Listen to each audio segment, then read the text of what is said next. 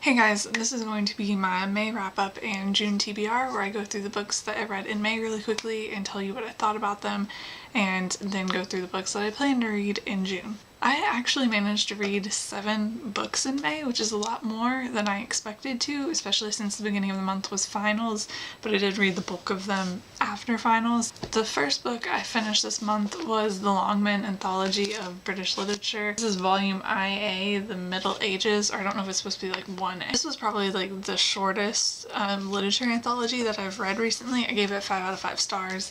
Like I mentioned before, this was from my British literature class, and I feel like we read a good portion of this one in my class, but I went through and read the whole thing. I think it's a good literature anthology. I don't have any complaints about it. The next book that I finished this month was The Great Tennessee Monkey Trial by Peter Goodchild, which I actually listened to as an audiobook. It was performed by this theater company. It was the first audiobook I've listened to aside from the Harry Potter series years ago. An interesting thing, because it was a play, I do think I would have enjoyed watching it, but I don't think it translated as well to an audiobook format for me personally, at least. That being said, I never mentioned that I gave The Great Tennessee Monkey Trial 3 out of 5 stars. Like I said, to me it just didn't translate well to an audiobook, I don't think, but it wasn't bad either. I just feel like it would have been better in play form, actually seeing it as opposed to just the audio. And I read Rewind to You by Lauren Johnston.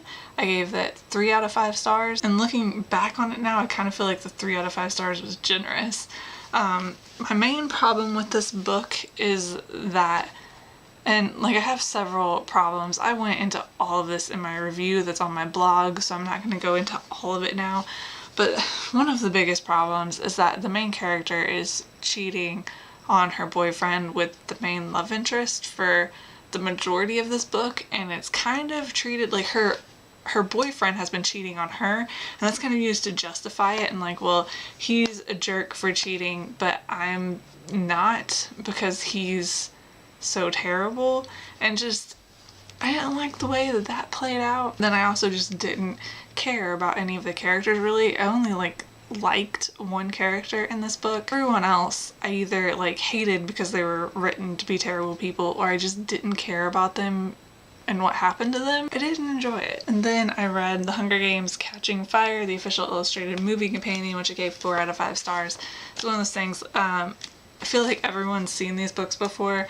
I enjoyed it. I think you'll enjoy it if you like these kinds of books. I really enjoy reading about how movies are made, and I really like watching the DVD extras and things like that, and I think this is a lot like DVD extras in book form, which I enjoy. And I read 15 Lanes by S.J. Laidlaw, which is a book I got for review through NetGalley, and I gave it 5 out of 5 stars. It is about 2 different girls. The story goes between them. One of them, who's kind of the lesser focus of the story, is a North American girl whose dad runs a company in Mumbai, and she goes to this fancy international school and everything, and her story is really supporting who I would consider the true main character, Noor, whose mom is a sex worker, and Noor's grown up in a brothel her entire life, and because the owner of the brothel basically considers her his property, she has a very low chance of escaping because he's going to force her to become a sex worker, and their lives end up intersecting, and it really is about Noor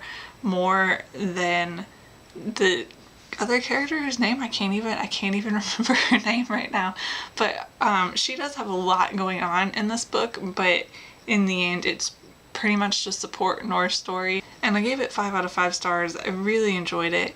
You can tell that the author, who works with kids like Noor, she works for an NGO in Mumbai, and you can tell that she really cares about the topic and things like that, and kids who are stuck in these situations. It's definitely a very emotional story, so be prepared for that if you read it. And I read Star Wars X-Wing Starfighters of Adumar, which is the 9th, I think, yeah, it's at the very top, Paley, the 9th book in the X-Wing series. I gave this 3 out of 5 stars. I gave the first 8 books in the series 4 out of 5 stars.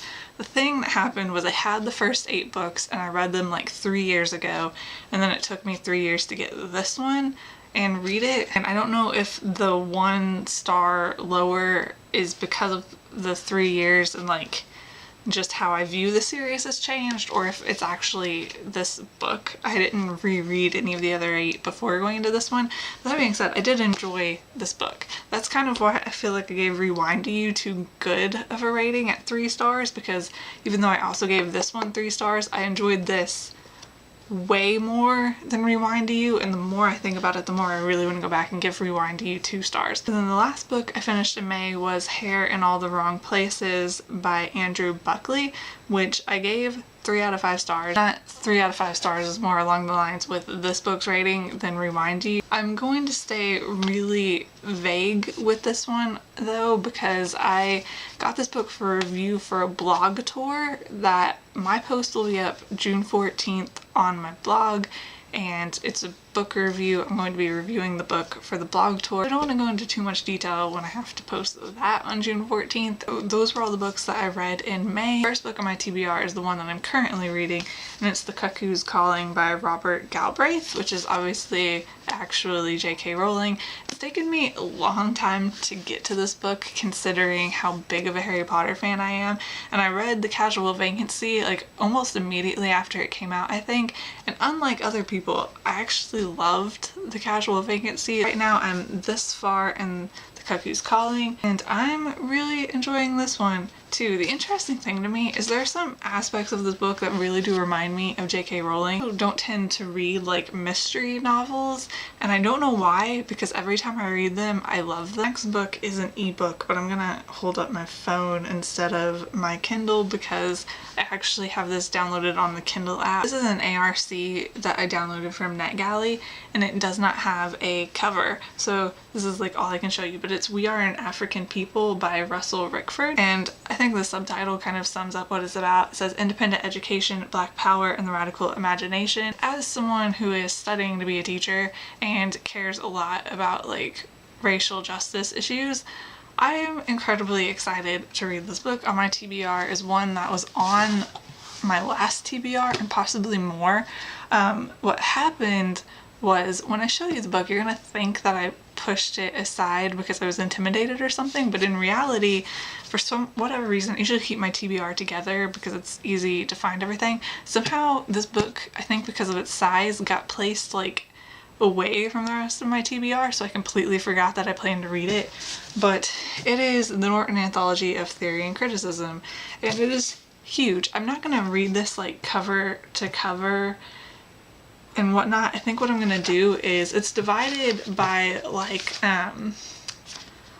types of literary criticism, and I think I'm going to read it like in bits and pieces, and like read a bit of this and then pick up a different book and read it, and then come back to this and read a bit and things like that. Next book on my TBR is another one that came from NetGalley. I'm gonna see if it has a cover. Okay, so it's Paper Hearts, Some Writing Advice by Beth Revis. The author is a really known YA author, and I've heard great things about her books, and they're on my to-read list, but I haven't read them yet. But I always love reading writing advice books, and since this is from a YA author, because most of the books on writing advice that I read are written by people who don't write like other genres, like various genres, but not YA. Since I enjoy writing YA, I feel like it would be a good idea to read a writing advice book by a YA author. This definitely isn't like advertised as being for YA authors. It's like general writing advice, and I haven't read it yet, but I assume the book will be like general writing advice.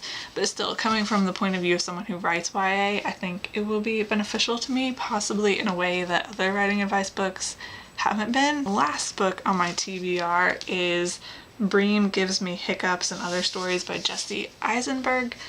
I know almost nothing about this book. I got this book for Christmas, not knowing anything about it. I'm assuming it's a collection of short stories. That's all I've got right now, so hopefully it's good. I don't know, but I got it as a present, so I'm going to read it, and I think that is all, so I will see you guys later. Bye.